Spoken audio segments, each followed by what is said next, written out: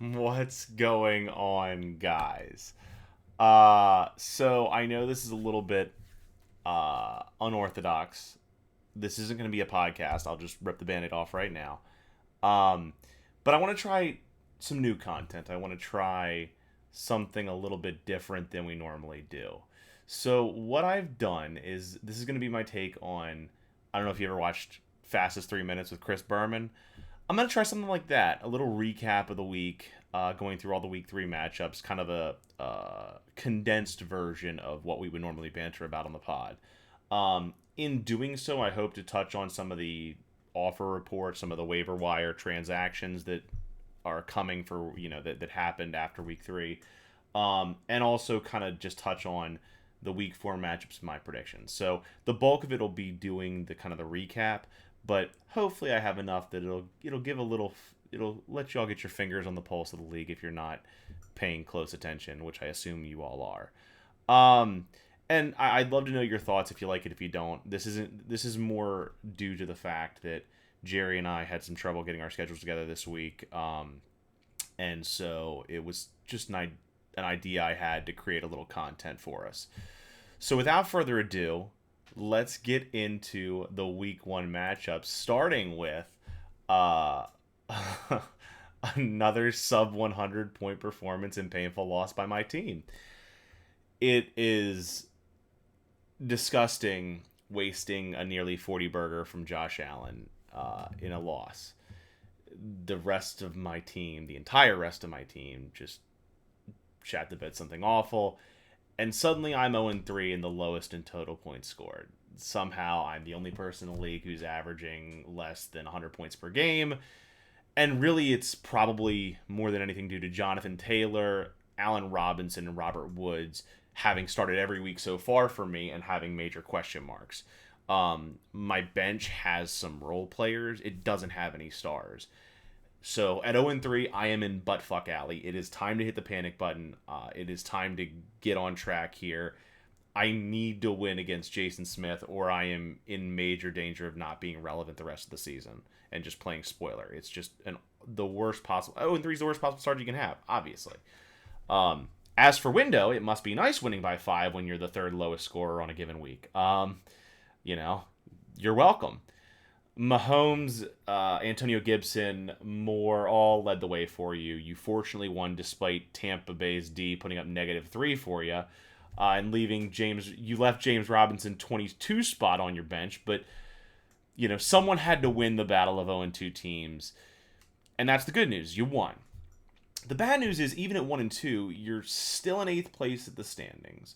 You're seventh in points scored. Do you really have what it takes to make a push here? Now, you made a bold move. If for those who didn't see, Window dropped more than 40% of his fab budget on Chuba Hubbard. And you're not even playing against Jerry, the team with Run CMC, this week. Now, I get it. You know better than anyone what it's like having a Carolina Panthers backup in the wake of McCaffrey going down. You had Mike Davis last year. Is Chuba Hubbard Mike Davis 2.0? Is he going to salvage a rough start from your fantasy team? Time will tell. But that's a bold play. It's bolder than Jason dropping however much he did on Elijah Mitchell. And that brings us to game two. Jason Smith losing his first game of the year despite a respectable 120. There are reasons to take comfort here. Kyler had his worst performance of the year and still put up almost 20. Justin Herbert dropped 30, so your quarterback position looks fairly healthy. And Cooper Kupp, man, looks to be an absolute stud. Because fuck Robert Woods, right? The biggest question mark that I would have right now on your roster is actually a surprising one. It's Tyreek Hill. This is the second week in a row that he's put up less than eighth. Now, it's probably safe and fair to assume this is just an aberration. It's Tyreek Hill, and he's getting thrown the ball by Patrick Mahomes. I assume there is a significant rebound coming.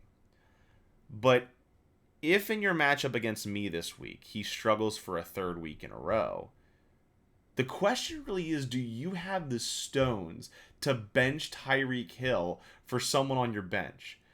I gotta be honest, I wouldn't. So I wouldn't envy you if Tyreek Hill goes below 10 again this week. Meanwhile, Birdshot gets his second win on the year thanks to season best performances from Zeke, Najee, Justin Jefferson, Matty Staffy. Russ had a down day, and sure, you've got some problems at wide receiver in AB's absence. But the biggest hole in your lineup might be tight end. Robert Tonyan doesn't look like the answer, and I think you would agree with that given that you dropped him. And Evan Engram really doesn't look like the answer either. Now, tight end is a shallow position this year.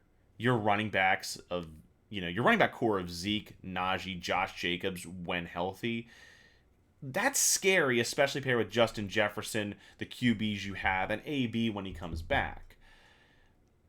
You're a little weak at wide receiver now, but overall you've got a good team and probably deserve to be 2-1. So let's move to game 3. Daryl moves to 2-1 here. And, it's not necessarily surprising, right? Like, he was the 6th highest scorer on the week. It's always nice to play the lowest score on a given week. We'll get to that a little bit later. But Kamara and Saquon did exactly what you need your RB1 and RB2 to do. Kittle did his job. The Broncos D was obviously a nice choice against the Jets. I mean, everyone knew it would be. It gave you a nice boost. And the irony is the Saints D would have actually given you an extra point against New England, but you have to start the Broncos D, and you were wise to do so. The real question marks for your team right now are quarterback and wide receiver. Jameis and Big Ben putting up sub 14-point performances is obviously going to be enough to kill you most weeks, especially when coupled with wide receivers that are putting up numbers ranging from average-ish to awful. Ayuk and Tim Patrick are on your bench. You've got a couple role players there. Maybe Ayuk's even more than a role player. But the bottom line is, for you to win games down the stretch, you're either going to need Jameis and Big Ben to, go off, or Ridley or CD to step up. As for Jerry, this is his first bad week of the season. But when I say bad, I mean bad, as in the worst performance by any team so far this year. I get it. Those with raging diarrhea teams like myself shouldn't fling poop, but I thought I was in trouble with my awful week last week, putting up 83. Jerry missed that mark by more than 10. Now, it's 1 week, right? And I feel like it's almost good to have all your players give terrible performances in a given week, get them all out at once. But Goff, Nuke, Tyler Lockett, TJ Hawkinson, Teddy Bridgewater, all these guys were really disappointing, especially, like I just mentioned with Daryl's, the Broncos D playing the Jets. Teddy Bridgewater was also playing the Jets, and you expect more out of him with that matchup. But the biggest issue facing your team is obviously what we talked about earlier, run CMC, how that affects the dynamic of your team moving forward, especially in light of Window being the one to drop buku bucks on Chuba Hubbard. I didn't plan for this, but I do want to look at the offer report just for a moment. I don't necessarily think you dropped that much or you tried to drop that much on Chuba Hubbard. You dropped 75 on the man. You were the, 4th highest bidder?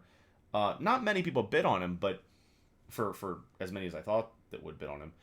But, I mean, you don't throw a lot of fab out, generally speaking, it seems like, and certainly not for your handcuff here. So anyway, I just thought it was interesting, the distinction in the bids, the 4 bids for him. It's not all bad here, truthfully. You've got Miles Sanders and Austin Eckler, so in theory, instead of doing a 3 running back, 2 wide receiver set, you just switch to a 3 wide receiver set. Nuke, Lockett, Julio, maybe Juju, depending on the matchup. You're okay. You're 2-1. It's just 1 loss. Overall, no sweat here. Just, it sucks to lose your number 1 overall pick, obviously. So let's move on to game 4. Oh, I meant to go back to week 3. Moving on to week 4. Oh, I had something for this. It's bad luck, Brad. You're welcome.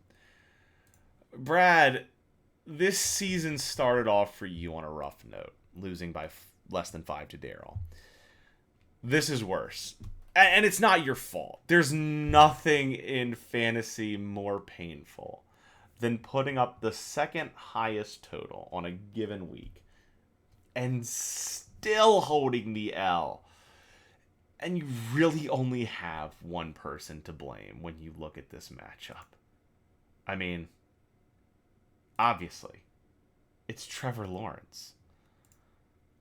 Everyone else on your team, Aaron Jones, CEH, DK, Chris Godwin, Jamar, Lamar, the Browns D, they all did what you needed them to do. Even Dallas Goedert put up respectable points at 7.6. And in putting up that 7.6, Dallas Goedert outscored your starting QB. Unlucky. You're 4th in points scored despite a 1-2 start. You're in fine wildcard position for now. It's not time to freak out yet. Don't hit the panic button or fuck things up. But it's just rough when that happens. At least you're not 0-3. Meanwhile, Zach goes to 2-1 on the backs of Dak, Devontae Adams, Mike Williams, the Cardinals D, and Jalen Hurts. We'll get back to Jalen Hurts in a minute. But Zach, congratulations for the first time on the fastest 3 minutes. You are Manager of the Week. That's an original, by the way.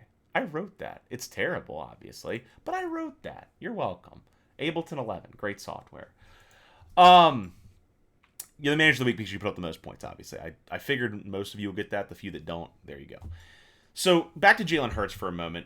After watching that game, the Eagles game, where you made the post on Facebook about, oh, this might be his floor at like 2 points, and then he went up and put up 20.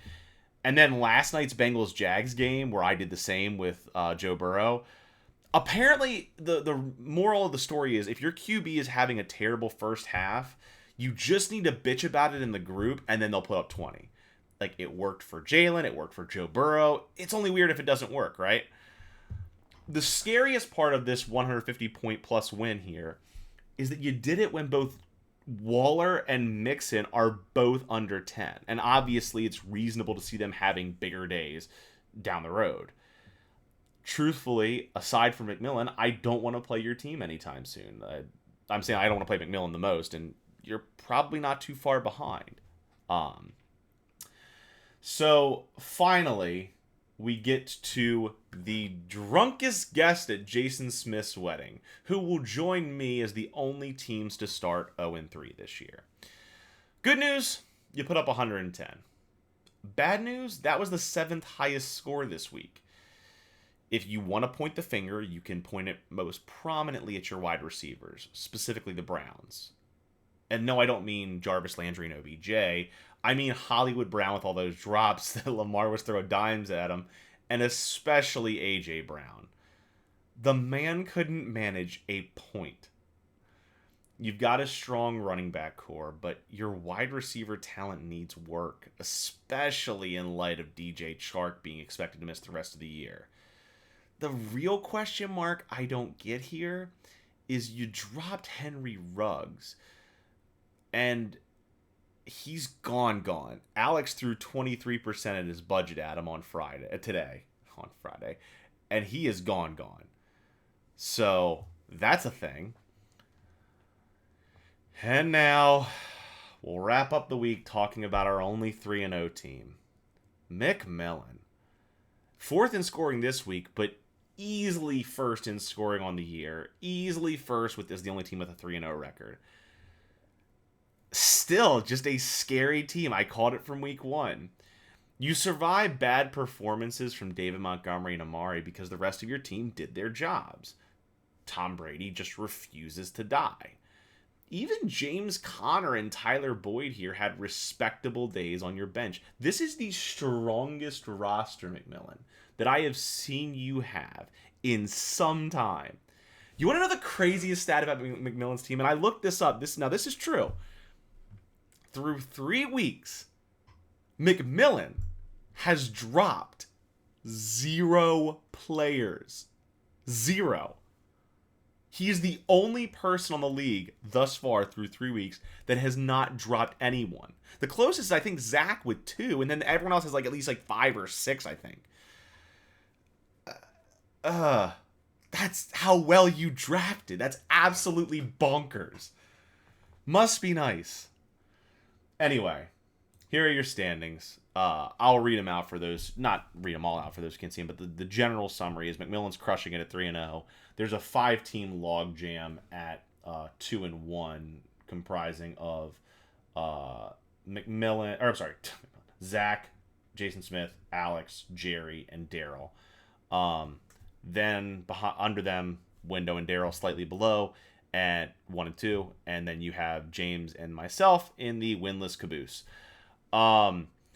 If you're looking at points scored, moving down to that, again, McMillan is well out in front. You have Zach, Smith, Brad, Alex, and Jerry all over 350. Window and Daryl slightly below that, and again, James, then myself at the bottom. So, just as your Week 4 preview, you've got myself versus Jason Smith. Jason Smith's projected to win by 8.5. You've got Window projected to beat Daryl by 10. Alex is projected to squeak out the W against Brad by 5. Jerry's projected to hand James yet another loss by 12. And McMillan is projected to keep his undefeated season alive at Zach's expense by 12 as well. So predictions time. I don't have Jerry's predictions, and I know we're doing it after the Thursday night game, so it's kind of with a little bit of a handicap here. But Jerry, if you want to send me your predictions, obviously you're welcome to, and I'll keep them in my little notebook that I have. But my predictions. I'm predicting myself to get my first win just because I'm desperate and I have to. So I'm predicting myself to beat Jason Smith. I'm projecting Window to go to 500 in his matchup against Daryl. I'm projecting Alex to beat Brad and keep the meme of Bad Luck Brad alive. I project Jerry to keep James winless on the year, and so Jerry holds. I'll predict to win that matchup, and I will predict McMillan to stay undefeated and beat Zach. That has been the fastest 3 minutes, which I'm sure is more like 20 minutes. But let me know what you guys think of the format. It's, like I said, a more condensed version. Hope you guys like it, and good luck in Week 4, especially to myself. See you, boys.